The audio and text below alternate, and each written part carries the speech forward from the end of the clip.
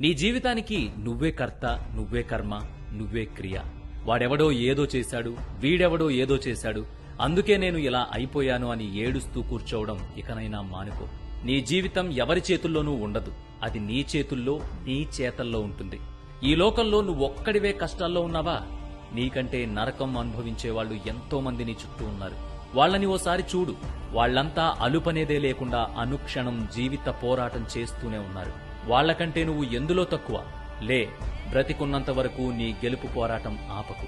ఇకనైనా నేనింతే, నా బతుకింతే, దేవుడు నా తలరాత ఇలా రాశాడు అని ఏడుస్తూ కూర్చోకు. నీ కష్టాలకు నష్టాలకు ఇతరులని బాధ్యులుగా చూపించి నీ తలరాత నుంచి తప్పించుకు పారిపోకు. నువ్వు తలుచుకుంటే నీ జీవితాన్ని ఖచ్చితంగా మార్చుకోగలవు. నువ్వు కోరుకున్న స్థాయికి చేరుకుని అనుకున్నది సాధించగలవు. ఇకనైనా ఓ కొత్త జీవితాన్ని సరికొత్తగా మొదలుపెట్టి అత్యున్నతంగా జీవించు. లేదంటే కనీసం